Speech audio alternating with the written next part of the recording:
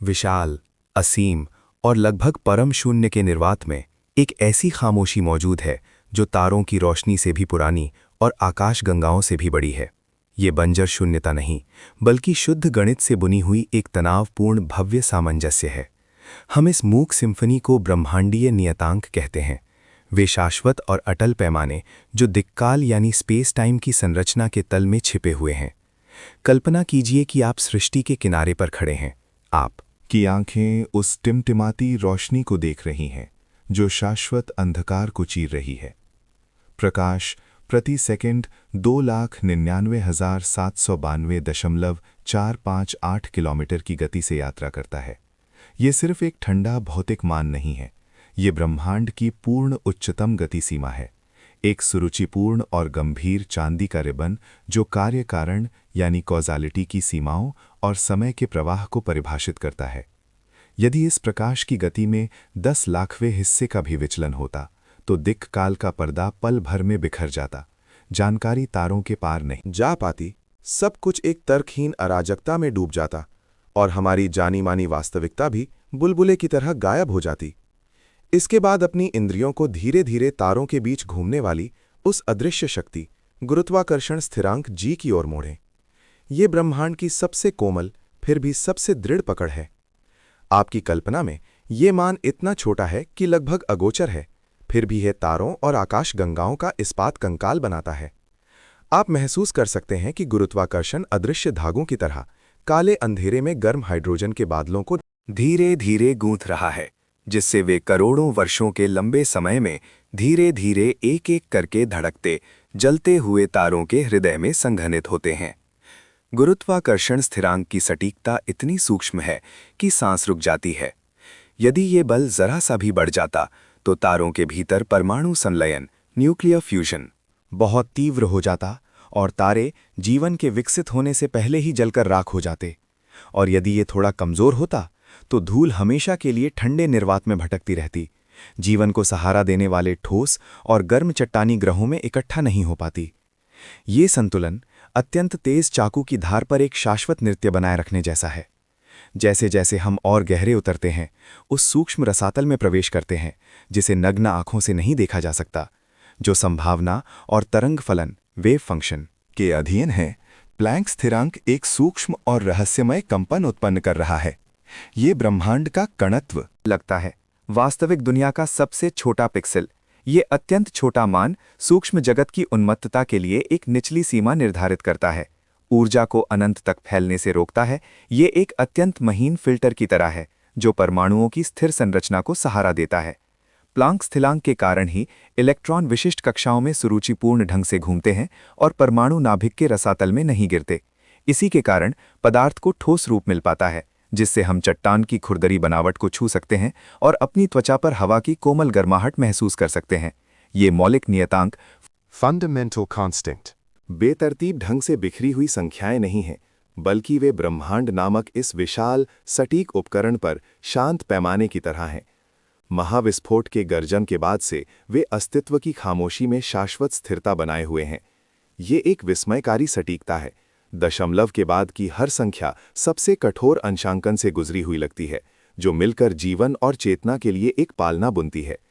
इस अध्याय के अवलोकन में हम केवल ठंडे सूत्रों को नहीं देखते, बल्कि ब्रह्मांड द्वारा हमें अस्तित्व में लाने के लिए प्रदर्शित की गई लगभग दैवीय और अविश्वसनीय रूप से सटीक सूक्ष्म समायोजन को देखते हैं। ये मूक चमत्कार ही इन शाश्वत मानों में हर तारे के जन्म और बुझने की चुपचाप रक्षा कर रहा है। आइए अपनी दृष्टि को विशाल और असीम आकाशगंगाओं के बादलों से हटाकर पदार्थ की प्रतीत होने वाली ठोस सतह को भेदते हुए नीचे की ओर गिरते हैं। हमने अणुओं के बीच के रिक्त स्थानों को पार किया, इलेक्ट्रॉनों के धुंधले घूमते हुए ऑर्बिटल्स को पार किया और अंततः एक अकल्पनीय सूक्ष्म जगत परमाणु नाभिक की गहराई में पहुंचे। यहाँ समय और स्थान का पैमाना अत्यंत संघनित हो जाता है और हम एक ब्रह्मांडीय स्तर की रस्साकशी के केंद्र में खड़े हैं। ये संतुलन की एक चरम कहानी है, जहां मजबूत नाभिकीय बल यानी स्ट्रॉन्ग न्यूक्लियर फोर्स और कमजोर नाभिकीय बल यानी वीक न्यूक्लियर फोर्स नामक दो अदृश्य शक्तियां केवल 10 लाख करोड़वें हिस्से के 1 मीटर के संकरे दायरे में ब्रह्मांड के भाग्य का निर्धारण करने वाला एक सटीक सहनृत्य कर रही हैं। सबसे पहले जो सामने आता है वो है मजबूत नाभिकीय बल। ये प्रकृति का सबसे विशाल, सबसे प्रबल वास्तुकार है। कल्पना कीजिए, परमाणु नाभिक के इस भीड़भाड़ वाले स्थान में धनावेशित प्रोटॉन शक्तिशाली विद्युत चुंबकीय प्रतिकर्षण बल के कारण एक दूसरे से भागने की उन्मत्त कोशिश कर रहे हैं। वो शक्ति किसी भी संरचना को टुकड़े टुकड़े करने के लिए पर्याप्त है। हालांकि मजबूत नाभिकीय बल एक अदृश्य, आश्चर्यजनक रूप से शक्तिशाली सुपर गोंद की तरह है, जो प्रोटॉन और न्यूट्रॉन को अत्यंत कम दूरी पर कसकर बांधे रखता है। वैज्ञानिकों ने आश्चर्यचकित होकर पाया कि मजबूत नाभिकीय बल की तीव्रता को एक अत्यंत संकीर्ण सीमा के भीतर सटीक रूप से निर्धारित किया गया है। यदि ये बल वर्तमान से केवल 2% भी बढ़ जाता तो ये सूक्ष्म परिवर्तन भी ब्रह्मांड के इतिहास को कुछ ही सेकंड में बदल देता। ऐसे समानांतर ब्रह्मांड में 2 प्रोटॉन सीधे मिलकर एक स्थिर द्विप्रोटॉन डाइप्रोटॉन बना लेते, जिससे महाविस्फोट बिग बैंग के बाद केवल कुछ ही मिनटों में ब्रह्मांड में लगभग सभी हाइड्रोजन तत्व क्षण भर में समाप्त हो जाते और हीलियम में बदल जाते। हाइड्रोजन के बिना महासागरों का निर्माण करने वाला पानी नहीं होता और ना ही सूर्य जैसे तारे होते जो धीरे धीरे जलकर अरबों वर्षों तक ऊर्जा प्रदान कर सकें। हम जिस ब्रह्मांड को देखते वो एक पानी रहित, रासायनिक रूप से गरीब और अल्पजीवी तारों से भरा उजाड़ स्थान होता। हालांकि जब हम अपनी दृष्टि थोड़ी ढीली करते हैं तो हमें एक और भी सूक्ष्म फिर भी समान रूप से महत्वपूर्ण शक्ति काम करती हुई दिखाई देती है। यही है कमजोर नाभिकीय बल। यदि मजबूत नाभिकीय बल एक असीम शक्ति वाला दानव है, तो कमजोर नाभिकीय बल एक सूक्ष्म विचारों वाला ट्यूनर है। ये संरचना की स्थिरता के लिए जिम्मेदार नहीं है, बल्कि ये उप परमाणु कणों यानी सब एटॉमिक पार्टिकल्स के गुणात्मक परिवर्तन यानी चिद भेद को नियंत्रित करता है। तारों के गर्म नाभिक में कमजोर नाभिकीय बल ही चुपचाप एक सुरुचिपूर्ण कीमिया यानी एल्केमी को नियंत्रित करता है। ये एक प्रोटॉन को न्यूट्रॉन में परिवर्तित करता है, जिससे हाइड्रोजन संलयन प्रतिक्रिया का पहला कदम शुरू होता है।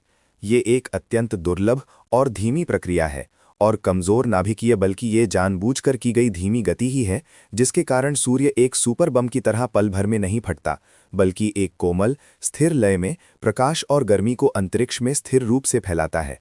सूक्ष्म स्तर पर बलों का ये अनुपात एक सांस रोकने वाला संतुलन बनाता है। मजबूत नाभिकीय बल परमाणु नाभिक की स्थिरता सुनिश्चित करता है, फिर भी हाइड्रोजन तत्व के अस्तित्व को मिटाने के लिए इतना शक्तिशाली नहीं है। कमजोर नाभिकीय बल परमाणु संलयन की दर को सटीक रूप से नियंत्रित करता है, जिससे तारे जीवन के विकास को सहारा देने वाली शाश्वत भट्टी बन जाते हैं। ये संतुलन ना तो यादृच्छिक अराजकता है, न ही हिंसक ढेर। ये एक सूक्ष्म रूप से समायोजित सिम्फनी की तरह है। हम यहाँ मौजूद हैं क्योंकि इन दोनों शक्तियों ने सूक्ष्म स्तर पर एक पूर्ण समझौता किया है। जब हम तारों भरे आकाश को देखते हैं और उस शाश्वत अपरिवर्तित तारे की रोशनी को देखते हैं, तो हम वास्तव में उप परमाणु पैमाने पर घटित होने वाले अरबों वर्षों के मूक चमत्कार का अवलोकन कर रहे होते हैं। कृपया अपने विचारों को अरबों वर्षों के समय के पार ले जाने का प्रयास करें। समय के मूल स्रोत पर वापस जाएं। उस चरम क्षण में पहुंचें जिसे भौतिक विज्ञानी प्लैंक योग कहते हैं। वहां ब्रह्मांड वैसा विशाल और असीम नहीं था जैसा हम आज देखते हैं, बल्कि एक विलक्षणता थी जो परमाणु नाभिक से भी छोटी थी, फिर भी आज के सभी पदार्थों की सारी ऊर्जा को संघनित किए हुए थी। जब महाविस्फोट हुआ तो स्थान का ताना बाना एक अकथनीय शक्ति द्वारा अचानक खींचा गया। वो दिक्काल का जन्म था और एक अत्यंत सटीक खेल की शुरुआत भी। इस समय ब्रह्मांड बेतरतीब ढंग से बाहर की ओर नहीं फैल रहा था, बल्कि विस्तार और संकुचन की एक चरम प्रतियोगिता में एक लगभग चमत्कारी संतुलन बनाए हुए था। हमें उस शुरुआती अराजकता की नीची गर्जना सुनाई देती है जो उच्च ऊर्जा वाले कणों के अत्यधिक तापमान में तेजी से कंपन करने और टकराने की लय थी। इस 1 सेकंड के भीतर के सूक्ष्म पैमाने में स्थान के विस्तार की दर ने ब्रह्मांड के अस्तित्व का निर्धारण किया। कल्पना कीजिए, इस विस्तार की सटीकता इतनी अचूक होनी चाहिए थी कि सांस रुक जाए। यदि महाविस्फोट के बाद विस्तार की दर वर्तमान मान से 10 की 60 घात में से 1 भाग भी तेज होती, ये मान इतना छोटा है जैसे पूरे आकाश गंगा की लंबाई में एक परमाणु जैसे लक्ष्य को सटीक रूप से भेदना, तो पदार्थ एक दूसरे से इतनी तेजी से दूर हो जाते कि वे गुरुत्वाकर्षण के खिंचाव के माध्यम से कभी भी संघनित नहीं हो पाते। ब्रह्मांड एक पूर्णतः खाली, ठंडा और अत्यंत विरल मृत रसातल बन जाता। ऐसे काल में तारों को जलने का अवसर नहीं मिलता आकाशगंगाएं आकार नहीं ले पातीं और जीवन के लिए आवश्यक कार्बन और ऑक्सीजन भट्टी में नहीं बन पाते। अस्तित्व की हर संभावना जन्म से पहले ही बेरहमी से नष्ट हो जाती। हालांकि यदि बाहर की ओर फैलने वाली इस शक्ति में थोड़ी भी शिथिलता आती, भले ही वो थोड़ी सी भी धीमी होती, तो गुरुत्वाकर्षण का पंजा तेजी से पलटवार करता। उस अभी तक ठंडी ना हुई प्रारंभिक कणों की घनी धुंध में पदार्थ एक भारी शीशे के पत्थर की तरह कोर की ओर गिरता, सारी ऊर्जा और क्षमता कुछ माइक्रोसेकंड में उस अनंत छोटे शुरुआती बिंदु में वापस खींच ली जाती। ब्रह्मांड अपनी पहली चीख खत्म होने से पहले ही एक शानदार और निराशाजनक महासंकुचन बिग क्रंच का सामना करता। सब कुछ अत्यधिक गर्मी और दबाव में शून्य में विलीन हो जाता और समय की घड़ी भी वहीं रुक जाती। ये मुकाबला इतना तीव्र फिर भी इतना सामंजस्यपूर्ण था, स्थान के विस्तार की दर और पदार्थ के घनत्व के बीच। वे दो समान प्रतिद्वंदी नर्तकों की तरह थे, जो क्रांतिक घनत्व क्रिटिकल की धार पर हल्के से नृत्य कर रहे थे। न तो एक दूसरे की पकड़ से भाग रहे थे, न ही पूरी तरह से एक दूसरे के आलिंगन में समा रहे थे। इसी सटीक सामंजस्य के कारण गुरुत्वाकर्षण विस्तार के ज्वार में जीवन की वो रेखा खोज पाया, जिससे पदार्थ लाखों वर्षों के बाद धीरे धीरे एकत्रित होकर प्रकाश की पहली किरण में संघनित हो सका और उस गहरे अंधकार को रोशन कर सका। जब हम अब तारों को देखते हैं तो हर चमक के पीछे समय के मूल में हुए इस खतरनाक संतुलन की कहानी छिपी हुई है। ये केवल भौतिक नियमों का कठोर संचालन नहीं है, बल्कि शाश्वत के पार एक सूक्ष्म नक्काशी की तरह है, जिसने ब्रह्मांड को आत्मविनाश के दोनों छोरों से बचाया। ये सूक्ष्म समायोजन नेतृत्व इतना शांत फिर भी इतना शक्तिशाली है। ये एक अदृश्य और गर्म हाथ की तरह है, जो अराजकता और शून्यता के बीच अरबों वर्षों बाद जीवन के प्रकट होने की संभावना के लिए एक अत्यंत संकीर्ण फिर भी चमत्कार की ओर जाने वाला गलियारा छोड़ गया है। हम इस पल में अस्तित्व के अर्थ पर विचार कर सकते हैं। ये सब उस पहले सेकंड में विस्तार की दर और पदार्थ के द्रव्यमान के बीच हुई उस पूर्ण, पवित्र, सटीक टक्कर के कारण है। आइए अपने दृष्टि को तारों के बहरे कर देने वाले, मानो दिक् काल को फाड़ देने वाले आंतरिक कोर में गहराई तक ले जाएं, जहां का तापमान पहले से ही कल्पना से परे 1 करोड़ डिग्री तक पहुंच चुका है। पदार्थ अब हमारे परिचित रूप में मौजूद नहीं है, बल्कि एक उग्र और चमकीले प्लाज्मा के सागर में बदल गया है, जो अत्यंत भारी गुरुत्वाकर्षण के दबाव में ब्रह्मांड के भाग्य का निर्धारण करने वाला एक सूक्ष्म नृत्य कर रहा है। ये चरम दबाव की एक कीमियाई भट्टी है और आकाशगंगा में सभी भारी तत्वों का जन्मस्थान भी। जब तारा अपने मध्यकाल में प्रवेश करता है, कोर के हाइड्रोजन ईंधन को जलाकर समाप्त कर देता है, तो आंतरिक संतुलन टूट जाता है। गुरुत्वाकर्षण निर्दयता से अंदर की ओर ढहना शुरू कर देता है। शेष हीलियम नाभिकों को एक दूसरे की ओर धकेलता है, उन्हें अराजक टकरावों में संयोजन का अवसर खोजने के लिए मजबूर करता है। इस सूक्ष्म नृत्य का केंद्र बिंदु पौराणिक ट्रिपल अल्फा प्रक्रिया है। तारे की गहराई में 2 हीलियम नाभिक, हीलियम न्यूक्लियाई, पहले टकराते हैं, एक अत्यंत अस्थिर तत्व बेरिलियम 8 को बनाने की कोशिश करते हैं।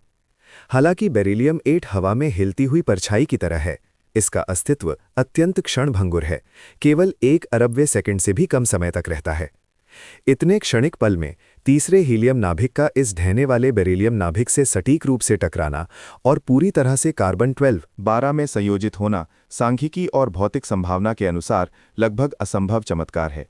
यदि नियमित परमाणु नाभिकीय टकराव की संभावना के अनुसार ब्रह्मांड में कार्बन तत्व का उत्पादन 0 के करीब होना चाहिए, जिसका अर्थ है कि सभी तारे अंततः ठंडी राख बन जाएंगे और कोई जटिल जैविक दुनिया जन्म नहीं ले पाएगी। ठीक इस भौतिक नियम के निराशाजनक क्रांतिक बिंदु पर ब्रिटिश खगोल शास्त्री फ्रेड हॉयल ने अपनी युगों युगों की अंतर्दृष्टि का प्रदर्शन किया। उन्हें दृढ़ विश्वास था कि चूंकि हम जैसे कार्बन आधारित जीवन, कार्बन बेस्ड लाइफ मौजूद हैं और सोच सकते हैं, तो कार्बन 12 परमाणु नाभिक के भीतर निश्चित रूप से एक रहस्यमय ऊर्जा स्तर चैनल नंगे तोंडा छिपा हुआ है।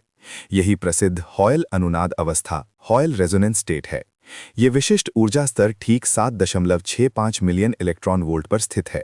ये परमाणु नाभिक के लिए बनाया गया एक आदर्श अनुनाद स्वर कांटा, ट्यूनिंग फोर्क जैसा है। जब तीसरा हीलियम नाभिक एक विशिष्ट गतिज ऊर्जा के साथ पास आता है, तो पूरा परमाणु नाभिक अचानक एक अत्यंत सामंजस्यपूर्ण आवृत्ति पर अनुनाद उत्पन्न करता है। ऊर्जा का ये पूर्ण तालमेल प्रकृति की कठोर बाधाओं में एक हरे गलियारे को खोलने जैसा है, जिससे कार्बन के संश्लेषण की दर क्षण भर में हजारों गुना बढ़ जाती है। ये इतनी सूक्ष्म रूप से समायोजित सटीकता मानवीय सिद्धांत एंथ्रोपिक प्रिंसिपल के सबसे सांस रोकने वाले प्रमाणों में से एक है। यदि ये अनुनाद ऊर्जा स्तर कुछ प्रतिशत भी विचलित होता तो तारे के भीतर की नाभिकीय प्रतिक्रिया श्रृंखला बेरिलियम चरण में ही रुक जाती। कार्बन के बिना बाद में बनने वाले ऑक्सीजन, नाइट्रोजन, फॉस्फोरस जैसे जीवन के मूल स्तंभ नहीं होते और पूरा ब्रह्मांड केवल हाइड्रोजन और हीलियम का एक उजाड़ और नीरस गैस रेगिस्तान बन जाता। चट्टानी ग्रहों की ठोस सतह नहीं होती, महासागरों की उठती गिरती लहरें नहीं होती और इस समझने वाले जटिल तंत्रिका नेटवर्क वाले आप भी नहीं होते। कृपया अपने मन में उस दृश्य को चित्रित करने का प्रयास करें। तारे के कोर के अंतहीन अंधकार और अरोरा के बीच परमाणु नाभिक सूक्ष्म जगत में सुरुचिपूर्ण ढंग से अनुनाद कर रहे हैं। ये आवृत्ति केवल भौतिक सूत्रों में संख्याएं नहीं है, बल्कि ये ब्रह्मांड के हृदय की एक गहरी धड़कन जैसी है। हमारे शरीर का हर कार्बन परमाणु, चाहे वो डीएनए की दोहरी हेलिक्स की रीढ़ की हड्डी बनाता हो या हमारी रक्त वाहिकाओं में ग्लूकोज के रूप में बहता हो, वो सब उन प्राचीन तारों के आंतरिक कोर में ये सूक्ष्म अनुनाद के माध्यम से निर्मित हुई पवित्र राख है। ये अरबों वर्षों की पदार्थ की रिले दौड़ है। कार्बन परमाणु के जन्म ने ठंडे भौतिक नियमों को उस क्षण से गर्म जैविक धड़कन में बदलने की संभावना प्रदान की। विशाल और शांत अंतरिक्ष में ये सूक्ष्म अनुनाद आवृत्ति ने चुपचाप जीवन की पहली चिंगारी जलाई, जिससे हमें असीम दिक्काल में शाश्वत सत्य के साथ अनुनादित होने का भौतिक आधार मिला। कल्पना कीजिए कि उस विशाल, असीम, ठंडे और गहरे ब्रह्मांडीय अंधकार में एक तारा शाश्वत और स्थिर सुनहरी चमक बिखेर रहा है। ये प्रकाश केवल ऊर्जा का स्रोत नहीं है, बल्कि जीवन को मापने वाला एक सटीक पैमाना भी है। इस अध्याय में हम एक अंतरतारकीय मानचित्रकार की तरह उस चमत्कारिक सीमा को बारीकी से चित्रित करेंगे जो शून्य में मौजूद है। वो है रहने योग्य क्षेत्र, हैबिटेबल जोन। ये एक संकरा, गोलाकार स्थान है जिसे खगोल शास्त्री प्यार से गोल्डीलॉक्स जोन कहते हैं। इस क्षेत्र में तारे से दूरी इतनी सटीक रूप से समायोजित की गई है कि ग्रह की सतह का तापमान ना तो इतना ज्यादा होता है कि महासागर पल भर में उबलकर वाष्पित हो जाएं, और ना ही इतना कम होता है कि सब कुछ शाश्वत ठंडी बर्फीली भूमि में समा जाए। कृपया मेरे साथ गुरुत्वाकर्षण की इस सूक्ष्म मूर्ति कला को देखें। सौर मंडल में पृथ्वी की स्थिति लगभग क्रूर सटीकता प्रदर्शित करती है। यदि हमारी कक्षा सूर्य के केवल 5% भी करीब होती तो तीव्र विकिरण पानी के अणुओं के बंधनों को तोड़ देता, वायुमंडल को शुक्र रस के समान दमघोटू ग्रीन हाउस नरक में बदल देता। कार्बन डाइऑक्साइड के घने बादल हर गर्मी को रोक लेते, जिससे सतह सीसा पिघलने वाली झुलसी हुई भूमि में बदल जाती। इसके विपरीत यदि हम सूर्य से 10% भी दूर होते तो कमजोर धूप पानी को तरल रूप में बनाए रखने में असमर्थ होती। पृथ्वी तेजी से ठंडी होकर बर्फ से स्थायी रूप से ढका एक सफेद मृत ग्रह बन जाती। इस इतनी बारीक त्रुटि में हजारों मील का अंतर लाने वाली भौतिक बाधा के तहत पृथ्वी लगभग एक पूर्ण गोलाकार कक्षा में स्थिर रूप से चलती है, जो सुनिश्चित करती है कि मौसमों का परिवर्तन सौम्य और व्यवस्थित हो, बजाय चरम गर्मी और अत्यधिक ठंड के बीच हिंसक रूप से डोलने के। ये सटीकता केवल दूरी में ही नहीं, बल्कि वायुमंडल की महीन रेशमी संरचना के अनुपात में भी परिलक्षित होती है। गैस की ये पतली परत ग्रह भूविज्ञान में सबसे पवित्र रक्षात्मक दीवार है। नाइट्रोजन एक स्थिर दबाव वाला वातावरण प्रदान करती है, जबकि 21% ऑक्सीजन जटिल जीवन की चयापचय या मेटाबॉलिक आवश्यकताओं को सटीक रूप से पूरा करती है। यदि ऑक्सीजन की सांद्रता थोड़ी भी अधिक होती तो एक छोटी सी बिजली भी वैश्विक जंगल की आग भड़का सकती थी। यदि थोड़ी कम होती तो मस्तिष्क जैसे उच्च ऊर्जा वाले अंग के विकास के लिए पर्याप्त नहीं होती। और वो सूक्ष्म फिर भी महत्वपूर्ण कार्बन डाइऑक्साइड और जल वाष्प एक कोमल कंबल की तरह ग्रीन हाउस प्रभाव के माध्यम से वैश्विक औसत तापमान को सुखद 15 डिग्री सेल्सियस पर बनाए रखते हैं, जिससे तरल पानी इस नीले ग्रह पर महासागरों, नदियों और बादलों के रूप में प्रसारित हो पाता है, जो जीवन की रासायनिक प्रतिक्रियाओं के लिए सबसे आदर्श विलायक बन जाता है। जब हम अपनी दृष्टि को और दूर ले जाते हैं, सौर मंडल के किनारे को पार करते हुए शानदार आकाशगंगा के भौगोलिक निर्देशांक में प्रवेश करते हैं, तो इस मानवीय सिद्धांत एंथ्रोपिक सिद्धांत की सटीकता और भी अधिक विस्मयकारी हो जाती है। पृथ्वी आकाशगंगा के किसी भी कोने में बेतरतीब ढंग से मौजूद नहीं है। हम ओरियन आर्म के शांत किनारे पर स्थित हैं, जो घातक सुपरनोवा विस्फोटों और शक्तिशाली गामा किरणों से भरे आकाशगंगा के केंद्र से दूर हैं और तारों के बहुत विरल होने वाले भारी तत्वों की कमी वाले सीमावर्ती क्षेत्रों से भी बचे हुए हैं। हम आकाशगंगा के रहने योग्य वलय में स्थित हैं, जहां तारों का घनत्व बिल्कुल सही है, जो हमें चट्टानी भूपर्पटी और लौह निकल कोर आयरन कलकोर बनाने के लिए पर्याप्त भारी तत्व प्रदान करता है और हमें एक पर्याप्त शांत स्थान भी देता है, जिससे जीवन को अरबों वर्षों तक धीरे धीरे पनपने का समय मिल सके। ये केवल भौगोलिक स्थिति का संयोग नहीं है, ये भौतिक नियतांकों और स्थानिक ज्यामिति के एक महाकाव्य संरेखण की कहानी है। पत्ती की नोक पर गिरी हर बूंद, बादलों से होकर आती हर सुबह की किरण, ब्रह्मांड द्वारा सूक्ष्म समायोजन के तहत बनाए गए नाजुक संतुलन का परिणाम है। ब्रह्मांडीय स्थान में पृथ्वी की सटीक स्थिति बंजर रेगिस्तान में एकमात्र जगह की तरह है, जहां मीठे पानी का झरना बह रहा है। ये शांत अंतरतारकीय स्थान में इंतजार कर रहा है। ये साबित करता है कि अस्तित्व स्वयं अत्यंत कम संभावना वाला, फिर भी अविश्वसनीय रूप से शानदार भौगोलिक चमत्कार है। आइए अपने विचारों को सन 1973 के पोलैंड के क्रैकव शहर में वापस ले चलें। ये प्राचीन शहर, जो अपनी गहरी मानवीय संस्कृति के लिए जाना जाता है, उस समय विज्ञान के इतिहास के सबसे गरिमामय क्षणों में से एक में डूबा हुआ था। खगोल विज्ञान के दिग्गज निकोलस कोपरनिकस की 500वीं जयंती मनाने के लिए आयोजित अंतर्राष्ट्रीय ये खगोल संघ का सेमिनार उस ऐतिहासिक रूप से महत्वपूर्ण स्थान पर हवा में मानो कोपरनिकस द्वारा भूकेंद्रीय सिद्धांत यानी जियोसेंट्रिक थ्योरी को उलटने की उनकी ठंडी हिम्मत अभी भी बची हुई थी। उस समय मुख्य धारा के वैज्ञानिक समुदाय का मानना था कि कोपरनिकस सिद्धांत सही है, जो ये दावा करता था कि पृथ्वी और मानव विशाल ब्रह्मांड में किसी भी तरह से विशेष नहीं है, ना तो केंद्र में है और ना ही कोई विशेष स्थिति रखते हैं। हालांकि मानव सामान्यता के इस उत्सवपूर्ण जमावड़े में ब्रैंडन कार्टर नामक एक 30 वर्षीय भौतिक विज्ञानी, जिनकी आंखों में सटीक तर्क चमक रहा था, ने मंच पर एक अत्यंत विघटनकारी विचार पेश किया।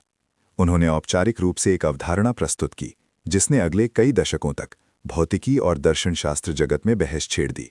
वो थी मानवीय सिद्धांत, एंथ्रोपिक प्रिंसिपल। ब्रैंडन कार्टर पुराने मानव केंद्रितता को पुनर्जीवित करने का इरादा नहीं रखते थे, बल्कि उन्होंने अत्यंत शांत और गहन गणितीय सुंदरता वाली अंतर्दृष्टि के साथ बताया, एक प्रेक्षक यानी ऑब्जर्वर के रूप में हमारी उपस्थिति वास्तव में ब्रह्मांड के गुणों पर एक शक्तिशाली चयन पूर्वाग्रह यानी सिलेक्शन बायस है डालती है। उन्होंने श्रोताओं को समझाया कि भले ही हमारी स्थानिक स्थिति सामान्य हो, लेकिन हमारा ब्रह्मांडीय वातावरण और भौतिक मापदंड निश्चित रूप से यादृच्छिक नहीं हो सकते। कार्टर ने इसे कमजोर मानवीय सिद्धांत वीक एंथ्रोपिक प्रिंसिपल और मजबूत मानवीय सिद्धांत स्ट्रॉन्ग एंथ्रोपिक प्रिंसिपल में विभाजित किया। कमजोर मानवीय सिद्धांत का मूल एक तार्किक अनिवार्यता में निहित है। ब्रह्मांड को ऐसे गुण प्रदर्शित करने होंगे जो जीवन के विकास और प्रेक्षकों के उत्पन्न होने के लिए पर्याप्त हों, अन्यथा कोई भी यहां ब्रह्मांड पर चर्चा करने के लिए नहीं बैठता। इसका मतलब यह है कि हम जिस ब्रह्मांड की आयु, मौलिक गुरुत्वाकर्षण की शक्ति और यहां तक कि विद्युत चुंबकीय बल के नियतांकों का अवलोकन करते हैं, वे पहले से ही हमारे अवलोकन करने के तथ्य से उल्टे सीमित हैं। ये तार्किक व्युत्पत्ति एक ठंडी रोशनी की तरह थी, जिसने ब्रह्मांड के सूक्ष्म समायोजन की शांत गहराई को प्रकाशित किया। कार्टर ने तर्क दिया कि यदि ब्रह्मांडीय नियतांक कॉस्मिक उस बाल जैसी पतली सीमा से थोड़ा भी विचलित होते, उदाहरण के लिए यदि गुरुत्वाकर्षण थोड़ा और मजबूत होता तो तारे तेजी से ढह जाते, जिससे लंबे विकास के लिए समय नहीं मिलता, या यदि मजबूत नाभिकीय बल थोड़ा कमजोर होता तो कार्बन और ऑक्सीजन जैसे जीवन के आवश्यक भारी तत्व तारों के भीतर नहीं बन पाते। हम इस ब्रह्मांड को इसलिए देख पाते हैं क्योंकि इस ब्रह्मांड में हमें अस्तित्व में लाने के लिए आवश्यक गुण हैं। इस प्रेक्षक चयन प्रभाव ऑब्जर्वर सिलेक्शन ने भौतिकी अनुसंधान के दृष्टिकोण को पूरी तरह से बदल दिया। जो ब्रह्मांडीय मापदंड पहले विशुद्धतः वस्तुनिष्ठ माने जाते थे, उन्हें अब जीवन के उद्भव से निकटता से जुड़े परिणाम के रूप में देखा जाना चाहिए। कार्टर द्वारा प्रस्तुत मजबूत मानवीय सिद्धांत ने इस अवधारणा को चरम पर पहुंचा दिया। उन्होंने संकेत दिया कि ब्रह्मांड को किसी न किसी अर्थ में जीवन को पनपने की विशेषता अवश्य रखनी चाहिए। ये अब केवल संयोग नहीं है, बल्कि एक संरचनात्मक अनिवार्यता है। सन 1973 की उस दोपहर को जब कार्टर ने अपना भाषण समाप्त किया, तो दर्शकों में बैठे भौतिकविदों ने एक अभूतपूर्व वैचारिक तनाव महसूस किया। ब्रह्मांड अब एक विशाल मशीन नहीं था जो बिना किसी मानवीय हस्तक्षेप के ठंडे रूप से संचालित होती थी, बल्कि ये एक नाजुक दर्पण की तरह था, जिसके आंतरिक भौतिक गुण और सूक्ष्म नियतांक दर्पण में प्रतिबिंबित प्रेक्षक यानी हम के कारण एक अत्यंत सटीक रस्सी पर चलने वाले संतुलन बिंदु पर सीमित हो गए थे। यही मानवीय सिद्धांत का जन्म था, ये क्राकोव की प्राचीन सड़कों से शुरू हुआ और हमें शून्यता के पार ले जाकर अस्तित्व के क्षय की सबसे रहस्यमय विपरीत बाध्यकारी शक्ति की खोज करने के लिए प्रेरित किया। अब आइए अपनी चेतना को धरती की सतह से हटाकर उस असीम विस्तार में धकेलें जिसे ब्रह्मांड कहा जाता है। कल्पना कीजिए कि आप शून्य में खड़े हैं, चारों ओर पूर्ण शांति और गहरा अंधकार है। कभी कभी दूर की आकाशगंगाओं की टिमटिमाती रोशनी दिखाई देती है, जैसे काले समुद्र में पहुंच से परे प्रकाश स्तंभ। इस अध्याय में हम एक ऐसे तर्क पर चर्चा करेंगे जो देखने में तो साधारण लगता है, लेकिन आत्मा को झकझोर देने वाला है। कमजोर मानवीय सिद्धांत। Anthropic principle. ये किसी रहस्यवाद की बड़बड़ाहट नहीं है, बल्कि प्रेक्षक की स्थिति के बारे में एक सटीक वैज्ञानिक बहस है। ये बताता है कि हम जिस ब्रह्मांड को देखते हैं वो जीवन के लिए इतना अविश्वसनीय रूप से उपयुक्त क्यों है। ये नमूना चयन पूर्वाग्रह बायस का एक खेल है। कल्पना कीजिए एक मछुआरा जो गहरे समुद्र में मछली पकड़ता है। यदि उसके जाल के छेद का व्यास 10 सेंटीमीटर है, तो जब वो जाल उठाएगा तो वो आश्चर्यचकित होकर पाएगा कि समुद्र में सभी मछलियां 10 सेंटीमीटर से बड़ी हैं। क्या इसका मतलब ये है कि समुद्र में छोटी मछलियां मौजूद नहीं हैं? नहीं, इसका मतलब सिर्फ इतना है कि उसके उपकरण ने ये निर्धारित किया कि वो क्या देख सकता है। कमजोर मानवीय सिद्धांत ठीक वही तार्किक जाल है। सन 1973 में भौतिक विज्ञानी ब्रैंडन कार्टर ने पोलैंड के क्रैकोव में एक स्मारक संगोष्ठी में इस दृष्टिकोण के गहरे अर्थ को पहली बार उजागर किया। हम ब्रह्मांड के जिन गुणों का अवलोकन करते हैं वे अनिवार्य रूप से इस पूर्व शर्त से सीमित हैं कि हम प्रेक्षकों के रूप में मौजूद होने चाहिए। करोड़ों प्रकाश वर्षों की उस उजाड़ता को महसूस करने का प्रयास करें। ब्रह्मांड के 138 अरब वर्षों के इतिहास में अधिकांश दिक्काल अत्यंत क्रूर और बंजर है। शुरुआती कुछ मिनटों में तापमान इतना ज्यादा था कि परमाणु नाभिक भी स्थिर नहीं रह सकते थे। सुदूर भविष्य में ब्रह्मांड एक मृत ताप मृत्यु की स्थिति में डूब सकता है, और हम ठीक उस संक्षिप्त और शानदार तार्कीय युग में मौजूद हैं। ये कोई संयोग नहीं, बल्कि तर्क की अनिवार्यता है। यदि गुरुत्वाकर्षण का स्थिरांक थोड़ा भी मजबूत होता तो तारे ऊर्जा जलने के बाद तेजी से ढह जाते। ब्रह्मांड बुद्धिता को जन्म देने के लिए पर्याप्त छोटा, एक क्षणभंगुर आतिशबाजी बन जाता। यदि मजबूत नाभिकीय बल थोड़ा कमजोर होता तो परमाणु नाभिक बंधे नहीं रह पाते। कार्बन, ऑक्सीजन, नाइट्रोजन जैसे जीवन के लिए आवश्यक तत्व तारों की कीमियाई भट्टी में कभी जन्म नहीं ले पाते।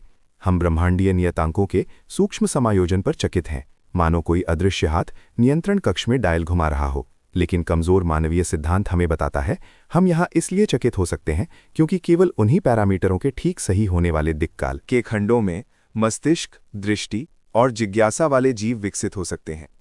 ये डगलस एडम्स के प्रसिद्ध पानी के पोखर के उपमा की तरह है। एक पोखर सुबह उठता है और पाता है कि वो जमीन के गड्ढे में पूरी तरह से फिट बैठता है, तो वो सोचता है ये दुनिया मेरे लिए ही बनी होगी। हालांकि सच्चाई ये है कि गड्ढे का आकार ही पोखर के अस्तित्व की स्थिति को निर्धारित करता है। हम ब्रह्मांड के केंद्र में नहीं हैं, लेकिन तर्क के मानचित्र पर हम एक अत्यंत विशेष उत्तरजीविता द्वीप पर स्थित हैं। ये नमूना पूर्वाग्रह पर आधारित एक वस्तुनिष्ठ व्याख्या है जो किसी हद तक अस्तित्व संबंधी चिंता को दूर करती है। जब हम तारों को देखते हैं और महसूस करते हैं कि ब्रह्मांड हमारे लिए ही बनाया गया है, तो वास्तव में हमारी प्रेक्षक के रूप में पहचान ही है जिसने अनगिनत असंभव ब्रह्मांडीय मॉडलों में से इस संभव वास्तविकता को स्वतः ही फिल्टर कर लिया है। ये व्याख्या रहस्यमय खामोशी को तर्कसंगत अनिवार्यता में बदल देती है। हमें ये समझाती है कि प्रेक्षक का अस्तित्व स्वयं ब्रह्मांड के नमूने खाते फिल्टर है। ऑक्सीजन, गर्म धूप और बहते तरल पानी से भरी हमारी ये दुनिया ब्रह्मांड की सामान्य स्थिति नहीं है, बल्कि अनगिनत उजाड़ता में से एकमात्र चमत्कारी कोना है जहां से आवाज निकल सकती है। ब्रह्मांड विज्ञान के उस विशाल और लगभग शाश्वत महाकाव्य में हम अंततः एक ऐसे बिंदु पर आ पहुंचे हैं जहां भौतिकी का ठंडा तर्क और दर्शन शास्त्र का गहरा चिंतन तीव्रता से आपस में उलझते हैं। जब हम तारों के नीचे खड़े होते हैं और अरबों प्रकाश वर्षों की यात्रा कर भी आने वाली मंद तारों की रोशनी को अपनी आंखों को धोने देते, तो हमारे अंतर्मन में एक ऐसा प्रश्न उठता है जो आत्मा को कपकपा देता है। क्या आकाशगंगाओं के ये भव्य सरपिल, तारों की ये शाश्वत जलती हुई चमक केवल उस अनंत शून्य में संभावना का एक अत्यंत उदार उपहार है, या फिर उस अंतर्निहित तर्क में जिसे हमने अभी तक नहीं देखा है अस्तित्व की कोई अटल अनिवार्यता छिपी हुई है? जिस मुख्य बात पर चर्चा करनी है वो है मजबूत मानवीय सिद्धांत, स्ट्रॉन्ग एंथ्रोपिक प्रिंसिपल सिद्धांत। ये अवधारणा 20वीं सदी के मध्य में भौतिक विज्ञानी ब्रैंडन कार्टर द्वारा प्रस्तावित की गई थी। ये हमारे पहले से परिचित कमज़ोर मानवीय सिद्धांत से अधिक कट्टरपंथी है और इसमें नियतिवाद, फेटलिज्म का एक दम घोटने वाला एहसास भी है। मजबूत मानवीय सिद्धांत ये तर्क देता है कि ब्रह्मांड का विकास पासे फेंकने की एक यादृच्छिक अंध प्रक्रिया कतई नहीं है, बल्कि इसकी आंतरिक संरचना, वे भौतिक मापदंड जो दिक् काल के ढांचे पर अंकित हैं, शुरुआत से ही प्रेक्षकों के किसी विकासवादी चरण में जन्म लेने की संभावना को अवधारण करते हैं। इसका मतलब ये है कि ब्रह्मांडीय मौलिक नियतांकों के मान, गुरुत्वाकर्षण स्थिरांक के सूक्ष्म खिंचाव से लेकर प्रोटॉन को एक साथ बांधने वाले मजबूत नाभिकीय बल की प्रचंडता तक अनंत संभावनाओं में से एक आकस्मिक नमूना नहीं है। इसके विपरीत महाविस्फोट के बाद के उस अकल्पनीय पहले मिलीसेकंड से ही इन मानों को एक अत्यंत संकीर्ण, यहाँ तक कि अद्वितीय त्रुटि सहिष्णुता सीमा के भीतर सटीक रूप से लॉक कर दिया गया था। मानो पूरे ब्रह्मांड ने अपने जन्म के समय से ही अंधेरे भ्रूण में जीवन की पटक कथा पहले से लिख दी थी। इसे इस तरह से काम करना ही होगा ताकि बुद्धिमान जीवन का आगमन हो सके। नियमितता यानी रेगुलैरिटी और सूक्ष्म समायोजन यानी फाइन ट्यूनिंग के इस सूक्ष्म अवलोकन ने अकादमिक जगत में इतिहास की सबसे मूक फिर भी सबसे तीव्र डिजाइन बहस को जन्म दिया।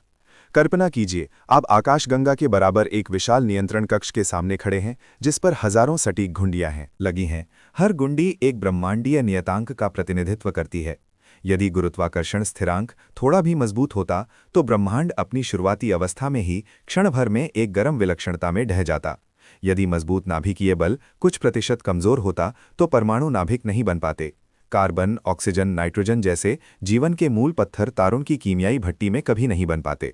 खगोलशास्त्री फ्रेड हॉयल ने जब कार्बन परमाणु नाभिक के भीतर उस अविश्वसनीय ऊर्जा युग्मन एनर्जी कपल की खोज की तो उन्होंने दुर्लभ रूप से ये टिप्पणी की कि इसके पीछे मानो कोई सुपर इंजीनियर भौतिक नियमों को बड़ी सावधानी से संचालित कर रहा है। उद्देश्यपूर्णता, टेलियोलॉजी के रंग में रंगी ये वैज्ञानिक अवलोकन कई ऐसे वैज्ञानिकों को असहज कर गया जो शुद्ध भौतिकवाद का पीछा करते थे और सभी आध्यात्मिक हस्तक्षेपों को दूर करने की कोशिश करते थे। फिर भी इसने उन्हें उस दम घोटने वाली व्यवस्था के एहसास का सामना करने के लिए मजबूर किया। जब वैज्ञानिक समुदाय सूक्ष्म समायोजन की इस वास्तविकता का सामना करता है तो वो अक्सर एक विस्मयकारी चुप्पी बनाए रखता है। ये चुप्पी अज्ञानता या समझौते का प्रतिनिधित्व नहीं करती, बल्कि चरम नियमितता के सामने एक गहरा चिंतन है।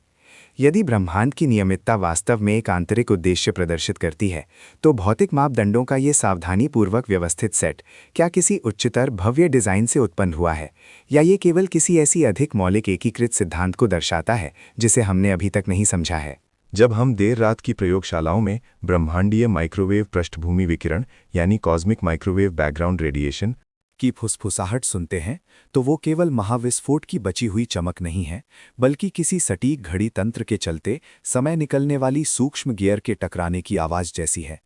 अस्तित्व की इस अंतिम बहस में मानव मंच पर अभिनेता भी है और एकमात्र दर्शक तथा गवाह भी। हम देखते हैं कि ब्रह्मांड एक लगभग जुनून भरी नियमितता प्रदर्शित करता है। ये सुनिश्चित करता है कि आकाशगंगाओं की सर्पिल भुजाएं स्थिर रूप से घूमें, सुनिश्चित करता है कि रहने योग्य क्षेत्र के ग्रहों पर तरल पानी बह सके और तंत्रिका संबंधों में चमकने वाली बुद्धिमत्ता की चिंगारी भी सुनिश्चित करता है। ये अन्वेषण हमें एक चरम और आकर्षक दृष्टिकोण की ओर ले जाता है। शायद ब्रह्मांड केवल संयोगवश हमारे लिए उपयुक्त नहीं है, बल्कि ये किसी मौलिक स्तर पर किसी अन्य रूप में मौजूद हो ही नहीं सकता। मजबूत मानवीय सिद्धांत मानव को शून्य में एक आकस्मिक भटकने वाले से उठाकर ब्रह्मांड के विकासवादी तर्क में एक अनिवार्य केंद्रीय स्थिति में लाता है। हालांकि ये सामने आने वाला डिजाइन का एहसास क्या किसी दिव्य निर्माता के हस्ताक्षर है, या अनगिनत बार कोशिश और विनाश के बाद बहु ब्रह्मांड में एकमात्र जीवित बचा हुआ सही नमूना है? वैज्ञानिक ठंडे डेटा और जटिल समीकरणों के पीछे इन नियमों की अंतिम ध्वनियों को पकड़ने की कोशिश करते हैं, लेकिन अपने अंतर्मन में उस अकथनीय शांत रहस्य को महसूस करते हैं। ब्रह्मांड ने कभी बाहर से आवाज नहीं उठाई, लेकिन इसके दशमलव के बाद कई अंकों तक सटीक मापदंडों की व्यवस्था स्वयं दिक्काल के पार एक मूक महाकाव्य है, जो अस्तित्व की खामोशी में अनिवार्यता, नियमितता और डिजाइन की अंतिम मुठभेड़ की कहानी कहती है। हमारे द्वारा देखे जा सकने वाले तारों के अंत में उस गहरे और ठंडे माइक्रोवेव पृष्ठभूमि विकिरण और रेडिएशन की सीमा के पार एक विशाल चित्र छिपा हुआ है, जो आधुनिक भौतिकी जगत को सामूहिक रूप से सांस रोके हुए है। कल्पना कीजिए, ये स्थान जिसमें हम रहते हैं वो पूरे ब्रह्मांड का नहीं, बल्कि एक विशाल अंतहीन शाश्वत स्फीति इटर्नल इन्फ्लेशन प्रक्रिया में से निकला एक छोटा सा बुलबुला मात्र है। इस स्फीति क्षेत्र फीती नामक प्रारंभिक ऊर्जा के गहरे समुद्र में स्थान स्वयं प्रकाश की गति से भी कहीं अधिक तेजी से पागलपन से फैल रहा है। ये किसी भी सुनामी से अधिक उग्र, किसी भी तारे के विस्फोट से अधिक तीव्र विस्तार प्रक्रिया है। ये शून्य में लगातार नए क्षेत्र बनाती रहती है। हालांकि कुछ आकस्मिक क्षणों में स्फीति ऊर्जा के इस समुद्र के स्थानीय क्षेत्र क्वांटम उतार चढ़ाव के कारण ऊर्जा क्षय का अनुभव करते हैं, जैसे उबलते पानी में संघनित होने वाले भाप के बुलबुले उसी क्षण एक एक करके स्वतंत्र ब्रह्मांडों के प्रारंभिक रूप जन्म लेते हैं। यही प्रसिद्ध बुलबुला ब्रह्मांड बबल यूनिवर्स मॉडल है। हर बुलबुला दिक्काल के एक पूर्ण ढांचे वाले एक स्वतंत्र जगत का प्रतिनिधित्व करता है। इस लगभग अनंत बहुब्रह्मांड मल्टीवर्स व्यवस्था में वास्तव में जो चौंकाने वाला है वो स्थान की विशालता नहीं, बल्कि भौतिक नियमों की विविधता है। स्ट्रिंग सिद्धांत गी थियरी के लैंडस्केप डैप्स्केप के अनुसार ब्रह्मांड के संभावित भौतिक मापदंडों की संख्या 10 की 500 घात तक है। ये मानव इंद्रियों की सीमा से परे एक विशाल संख्या है, जिसका अर्थ है कि हर नया जन्मा बुलबुला ब्रह्मांड एक भव्य यादृच्छिक लॉटरी में भाग ले रहा है। कुछ ब्रह्मांडों में गुरुत्वाकर्षण इतना कमजोर होता है कि गैस तारों में संघनित नहीं हो पाती। सब कुछ केवल पतले बादलों के रूप में हमेशा के लिए भटकता रहता है। कुछ ब्रह्मांडों में मजबूत नाभिकीय बल इतना शक्तिशाली होता है कि परमाणु नाभिक जन्म लेते ही तुरंत ढह जाते हैं, मृत राख के ढेर में बदल जाते हैं। यहाँ तक कि कुछ अजीब बुलबुलों में फोटॉन स्वयं द्रव्यमान धारण कर सकते हैं। प्रकाश शून्य में भारी कदमों से चलता है और तारों की रोशनी किसी भी प्रेक्षक तक पहुंचने से पहले ही मुरझा जाती है। ये विफल ब्रह्मांड बहुब्रह्मांड के सागर में अधिकांश हिस्सा बनाते हैं। वे शांत, ठंडे और जीवन को जन्म देने की संभावना रहित उजाड़ स्थान है। हालांकि ये अनंत परीक्षण और त्रुटि तथा संभाव्यता वितरण ही है जिसने हमारे ब्रह्मांड में सूक्ष्म समायोजन की विशिष्टता को पूरी तरह से पतला कर दिया है। एक समय था जब वैज्ञानिकों ने पाया कि गुरुत्वाकर्षण स्थिरांक मजबूत अंतःक्रिया या विद्युत चुंबकीय अंतःक्रिया के मान में केवल 10 लाखवें हिस्से का भी विचलन होने पर जीवन मौजूद नहीं रह सकता था, तो इस संयोग को किसी चमत्कार या अविश्वसनीय आश्चर्य के रूप में देखा गया। लेकिन शाश्वत स्फीति के दृष्टिकोण से ये सभी चमत्कार शुद्ध सांख्यिकीय अनिवार्यता में बदल जाते हैं। यदि अनगिनत बुलबुला ब्रह्मांड मौजूद हैं जिनके भौतिक नियम अलग अलग हैं, तो किसी एक विशिष्ट बुलबुले में विभिन्न नियतांक ठीक उसी संकीर्ण दायरे में आ जाते हैं जो कार्बन आधारित जीवन को सहारा दे सकता है, तारों को जलने और ऑक्सीजन तथा कार्बन उत्पन्न करने की अनुमति देता है। तो ये 10 लाखवें हिस्से का चमत्कार नहीं रहता, बल्कि अनंत बार की लॉटरी में निश्चित रूप से जीती जाने वाली टिकट बन जाता है। हम इस सुंदर और सूक्ष्म रूप से समायोजित दुनिया को इसलिए देखते हैं क्योंकि इसकी ब्रह्मांड में कोई अद्वितीय विशेष स्थिति नहीं है, बल्कि इसलिए कि केवल इस अत्यंत दुर्लभ भौतिक संभाव्यता वितरण के तहत ही क्यों पूछने वाले प्रेक्षक का जन्म हो सकता है। यही बहुब्रह्मांड के संदर्भ में मानवीय सिद्धांत की गहरी व्याख्या है। हम मंच के केंद्र में खड़े भाग्यशाली नहीं हैं, बल्कि अनगिनत असफल प्रयासों के बाद उस आकस्मिक सफलता के उत्तरजीवी हैं। हमारी दिखाई देने वाली सीमा के बाहर अनगिनत बुलबुले अभी भी जन्म ले रहे हैं, फैल रहे हैं या मर रहे हैं। हर पल उन दूर की दिक्काल दरारों में नए भौतिक नियम लिखे जा रहे हैं। बस वे दुनियाएं अधिकांश समय शाश्वत चुप्पी बनाए रखती हैं। उनमें उनके अस्तित्व को समझने वाली आत्माओं की कमी है। ये दृष्टिकोण हमारे ब्रह्मांड को एक पवित्र द्वीप से संभाव्यता के सागर में एक लहर में बदल देता है। हालांकि ये अस्तित्व की विशिष्टता की भावना को कम करता है, फिर भी ये इस तारों भरे आकाश को एक अधिक भव्य, अधिक गंभीर महिमा प्रदान करता है। हम इस असीम संभाव्यता वितरण में ही जीवन से संबंधित, अस्तित्व से संबंधित उस अत्यंत दुर्लभ फिर भी स्वाभाविक शांति और व्यवस्था का चुपचाप अनुभव कर रहे हैं। इस अरबों वर्षों के भव्य महाकाव्य में हमारी दृष्टि को तारों भरे रात के आकाश से हटाकर पृथ्वी से 1.5 मिलियन किलोमीटर दूर लाग्रांज बिंदु L2 तक तैरना होगा। पृथ्वी के ताप विकिरण के हस्तक्षेप से दूर उस शाश्वत अंधकार में प्लांक उपग्रह एक अकेला और शांत प्रहरी की तरह चुपचाप घूम रहा है। इसके सटीक उपकरणों को लगभग परम शून्य के 0.1 केल्विन तक ठंडा करना पड़ता है, ताकि ब्रह्मांड के भोर के समय की अत्यंत कमजोर और प्राचीन अवशेष चमक को पकड़ सके। ये वो तारों की रोशनी नहीं है जिसे हमारी नग्न आंखें पहचान सकती हैं, बल्कि महाविस्फोट के 38,000 साल बाद की है, जब गर्म प्लाज्मा लगभग 3000 डिग्री तक ठंडा हो गया, फोटॉन्स अंततः इलेक्ट्रॉनों के बंधन से मुक्त हो गए, स्थान में स्वतंत्रता प्राप्त कर ली और इस प्रकार छोड़ी गई पहली सामूहिक चीख की प्रतिध्वनि है।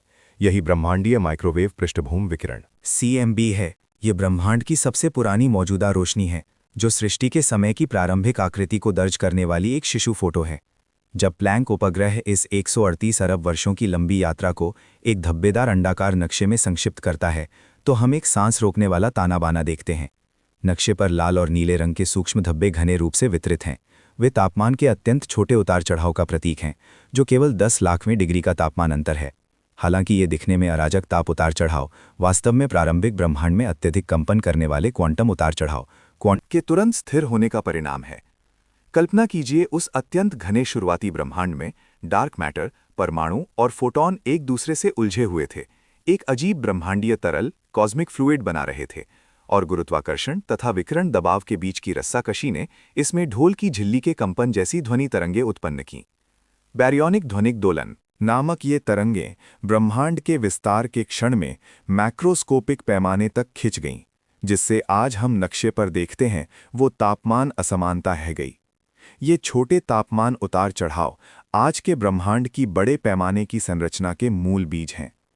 यही मानवीय सिद्धांत एंथ्रोपिक प्रिंसिपल में सबसे डरावना सटीक सूक्ष्म समायोजन फाइन ट्यूनिंग। यदि उस समय उतार चढ़ाव की तीव्रता थोड़ी भी अधिक होती तो गुरुत्वाकर्षण बहुत कम समय में सभी पदार्थों को अनगिनत ब्लैक होल में ढहा देता। ब्रह्मांड एक बेजान ब्लैक होल से बने उजाड़ नरक में बदल जाता। इसके विपरीत यदि ये उतार चढ़ाव बहुत चिकने होते तो पदार्थ फैलते हुए स्थान में इकट्ठा नहीं हो पाता। गुरुत्वाकर्षण कहीं भी तारों की रोशनी को कभी प्रज्वलित नहीं कर पाता। ग्रहों और जीवन को जन्म देने की तो बात ही दूर।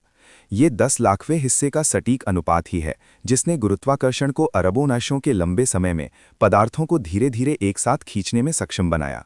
नक्शे पर वे गहरे नीले ठंडे धब्बे आज करोड़ों प्रकाश वर्षों में फैले super clusters, hydra Centaurus super cluster और हमारी आकाशगंगा जिसमें स्थित है उस स्थानीय समूह लोकल ग्रुप के प्राचीन भ्रूण है। प्लैंक उपग्रह ने जो पकड़ा है वो केवल भौतिक डेटा नहीं है, बल्कि आज की ब्रह्मांडीय जालीदार संरचना का वास्तुशिल्पीय खाका है भी है। गैस, धूल और डार्क मैटर से बनी वे विशाल फाइबर प्रकाशमान नसों की तरह शून्य में फैलती हैं और फाइबर के संगम पर तारे फूलों की तरह खिलते हैं। हम खिड़की से इस तारों भरे आकाश को देखते हैं। वास्तव में हम उन प्राचीन तरंगों के विकसित होने के बाद के अंतिम परिणाम को देख रहे हैं। ब्रह्मांड का सूक्ष्म समायोजन उस शुरुआती 10 लाखवें हिस्से के उतार चढ़ाव से शुरू होकर पहले ही ये तय कर चुका था कि हम आज इस क्षण में चुपचाप अस्तित्व के अर्थ पर विचार कर सकते हैं। ये अरबों वर्षों का एक लंबा इंतजार है। माइक्रोवेव नक्शे पर सूक्ष्म कणों से लेकर आकाशगंगा की विशाल दीवार की भव्यता तक हर परमाणु, हर प्रकाश की किरण ठीक वहीं स्थित है जहां उसे होना चाहिए, जो मिलकर इस शांत और गहरे ब्रह्मांडीय कैथेड्रल का निर्माण करता है। जब हम अपनी निगाहें पृथ्वी के शोरगुल से हटाकर उस अथाह गहरे काले आकाश की ओर डालते हैं तो एक अवर्णनीय एकाकीपन की भावना स्वाभाविक रूप से उत्पन्न होती है। ब्रह्मांड के इस अरबों वर्षों के विकास में मनुष्य एक ऐसे नवजात शिशु की तरह है जिसने अभी अभी आंखें खोली हैं और अस्तित्व नामक इस उजाड़ भूमि नेबुला पर एक खोजी पुकार लगा रहा है। सन 1977 में वॉयेजर 1 और 2 एक के बाद एक रवाना हुए। वे अपने साथ एक भारी मिशन लेकर गए जिसमें 2 चमकती हुई सोने की तांबे की रिकॉर्ड प्लेटें अंतरतारकीय अंतरिक्ष में भेजी गईं। ये 2 गोल्डन रिकॉर्ड विशाल खामोशी में मानव सभ्यता द्वारा फेंकी गई बोतल में चिट्ठी हैं, जिन पर पृथ्वी के निर्देशांक, मानव का जीन मानचित्र और 115 मिनट का ध्वनि रिकॉर्ड खुदा हुआ है। उन घूमती हुई रेखाओं में चट्टानों से टकराती लहरों की गहरी गूंज, उष्णकटिबंधीय वर्षा, वनों में गरजती हुई बारिश, नवजात शिशु का स्पष्ट रोना और मोजार्ट की पानी की तरह बहती पियानो धुनें सुरक्षित हैं। ये जाति और प्रजाति के पार एक आत्म परिचय है जो कार्बन आधारित जीवन के गर्म शरीर के तापमान के साथ 0 से 200 डिग्री से भी अधिक ठंडी निर्वात में एक ऐसे पाठक को खोजने की कोशिश कर रहा है जो शायद कभी प्रकट ना हो। उसी समय पृथ्वी के उन बंजर और शांत कोनों में विशाल रेडियो टेलीस्कोप एरे संवेदनशील कान के पर्दों की तरह दिन रात गहरे अंतरिक्ष की ओर लक्षित हैं। ये विशाल धातु की डिश जैसी संरचनाएं मंद तारों की रोशनी में ठंडी चमक बिखेरती हैं। उनके आंतरिक रिसीवर को लगभग परम शून्य तक ठंडा किया जाता है ताकि सभी तापशोर को हटाया जा सके और पृष्ठभूमि विकिरण में छिपे अत्यंत कमजोर गैर प्राकृतिक मॉड्यूलेटेड संकेतों को पकड़ा जा सके। शुरुआती एरेसीबो परियोजना एरेसीबो प्रोजेक्ट से लेकर आज के महाद्वीपों में फैले आर्य तक हमने अनगिनत आवृत्तियों को छानबीन किया, तारों के जन्मस्थानों से आने वाली हाइड्रोजन परमाणु स्पेक्ट्रम रेखाओं की निगरानी की, फिर भी आश्चर्यचकित होकर पाया कि ये ब्रह्मांड जो जीवन के लिए बनाया गया और जिसके भौतिक नियतांक अत्यंत सटीक रूप से समायोजित हैं, एक सांस रोकने वाली मृत खामोशी प्रस्तुत करता है। भौतिक नियम हमें बताते हैं कि गुरुत्वाकर्षण स्थिरांक, मजबूत नाभिकीय बल और विद्युत चुंबकीय बल का सूक्ष्म संतुलन तारों को जलने देता है, ग्रहों को आकार लेने देता है, तरल पानी को बहने देता है। ये सभी उत्तम सेटिंग्स मानव जीवन की समृद्धि के लिए एक मंच तैयार कर रही हैं। हालांकि जब हम सब संवेदनशील सेंसर लगाकर इस मंच की हलचल सुनने की कोशिश करते हैं, तो जो वापस आता है वो केवल पल्सर की नीरस और यांत्रिक लय और महाविस्फोट के बचे हुए अराजक और अर्थहीन सफेद शोर होते हैं। महान चुप्पी और सूक्ष्म समायोजन के बीच का ये तीव्र विरोधाभास हमें मानवीय सिद्धांत के पीछे के गहरे अर्थ पर फिर से विचार करने पर मजबूर करता है। हम जिस ब्रह्मांड में हैं वो इतना सटीक है कि परमाणु नाभिक की बंधन ऊर्जा में केवल 1% का भी विचलन होने पर कार्बन तत्व तारों के भीतर संश्लेषित नहीं हो पाता और हम जैसे जीवन रूप भी मौजूद नहीं होते। लेकिन ऐसे व्यापक स्थान में जो हर जगह डिजाइन के निशान दिखाता है, वो हमारे लंबे समय से पूछे गए प्रश्नों के प्रति वस्तुनिष्ठ और पूर्ण चुप्पी बनाए रखता है।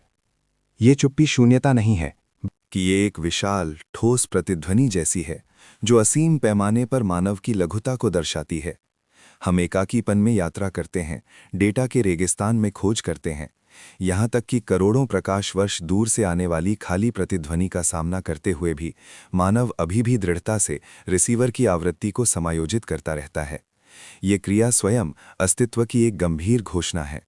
भले ही ब्रह्मांड हमेशा चुप रहे, हम अभी भी इस सूक्ष्म रूप से समायोजित अंधेरे में सभ्यता नामक एक कमजोर प्रकाश को प्रज्वलित कर चुके हैं। लंबी खामोशी में खोज और लालसा के अध्याय लिखना जारी रख रहे हैं। समय के अंतिम छोर पर खड़े होकर पीछे मुड़कर देखने पर हम पाएंगे कि पदार्थ और ऊर्जा के ताने बाने से निर्मित ये भव्य मंदिर, इसका अस्तित्व स्वयं एक लगभग चमत्कारी संयोग है। लंबे और मूक वर्षों में ब्रह्मांड जीवन के आगमन का स्वागत करने के लिए विशेष रूप से व्यवस्थित नहीं हुआ, फिर भी भौतिक नियमों में गहरे छिपे हुए मूलभूत नियतांक इतनी सटीक रूप से समायोजित हैं कि सांस रुक जाती है। मानो अराजक शून्य में एक अदृश्य हाथ ने भाग्य का निर्धारण करने वाली उन अनगिर को धीरे से घुमाया हो। यही वो है जिसे हम इस अध्याय में खोजना चाहते हैं। अस्तित्व की अनिवार्यता और संयोग और तारों की धूल की गहराई में छिपी हुई शांत सुंदरता। आकाश गंगाओं के पार फैले एक नियंत्रण कक्ष की कल्पना कीजिए, जिस पर हजारों सटीक पैमाने जड़े हुए हैं। गुरुत्वाकर्षण स्थिरांक, मजबूत नाभिकीय बल, कमजोर नाभिकीय बल की तीव्रता और विद्युत चुंबकीय बल की सूक्ष्म संरचना। हर छोटा सा घुमाव ये तय करता है कि आकाशगंगाएं फूलों की तरह सुरुचिपूर्ण ढंग से खिलेंगी या जन्म लेते ही मृत शून्य में ढह जाएंगी। यदि गुरुत्वाकर्षण की तीव्रता थोड़ी सी भी बढ़ जाती तो ब्रह्मांड अपनी शिशु अवस्था में ही अपने गुरुत्वाकर्षण के कारण तेजी से सिकुड़ जाता, एक गर्म और शाश्वत रूप से बंद विलक्षणता नंग्युलैरिटी में बदल जाता। यदि गुरुत्वाकर्षण थोड़ा कमजोर होता तो तारों की धूल हमेशा ठंडे अंधकार में भटकती रहती, गर्म तारों में संघनित नहीं हो पाती और ना ही चट्टानी ग्रहों को जन्म दे पाती। ये बस सही की क्रांतिक अवस्था एक चरम शांत सौंदर्य शास्त्र का ताना बुनती है।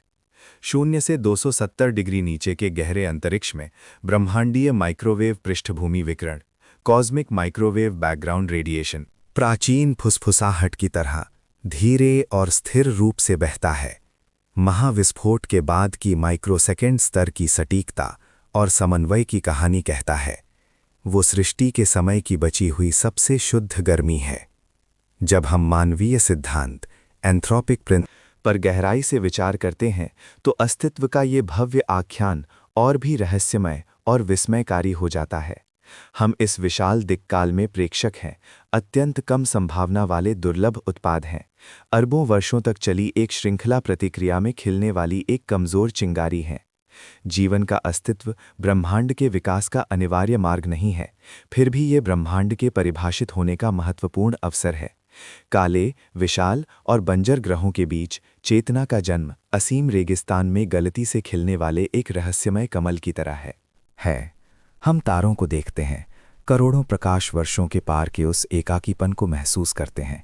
साथ ही ये भी महसूस करते हैं कि हम केवल धूल का संयोजन नहीं हैं, बल्कि ब्रह्मांड स्वयं को देखने, स्वयं पर विचार करने का एकमात्र संवेदक है। यदि तारों को देखने वाली ये आंखें नहीं होतीं, तो ये भव्य और सुंदर सूक्ष्म समायोजन नियम मूक शाश्वतता में अर्थहीन रूप से व्यतीत हो जाता। इस शांत सौंदर्य शास्त्र की सर्वोच्च सीमा इसकी भेद्यता और भव्यता के सह अस्तित्व में है। तारों के अंततः बुझ जाने, ब्लैक होल के धीरे धीरे वाष्पित हो जाने वाले लंबे भविष्य के सामने जीवन का अस्तित्व आयामी साहस और गरिमा को परिभाषित करता है। यहाँ तक कि अत्यंत कम संभावना के उस अंतराल में भी सूक्ष्म समायोजन से उत्पन्न ये अनिवार्यता और संयोग सूक्ष्म जैविक कोशिकाओं और स्थूल सुपर क्लस्टर्स के बीच एक रहस्यमय और पवित्र संबंध स्थापित करता है। हम दिक्काल की लहरों में बहते रहते हैं, फिर भी विचार के क्षण में पदार्थ की बेड़ियों को पार कर जाते हैं। हमने समय के प्रवाह को परिभाषित किया, प्रकाश को रंग दिया और सब कुछ शांत गहरे अंतरिक्ष में नाजुक जीव न के साथ शाश्वत अस्तित्व की लय को महसूस किया। यही ब्रह्मांडीय सूक्ष्म समायोजन हमें दिया गया अंतिम रहस्योद्घाटन है।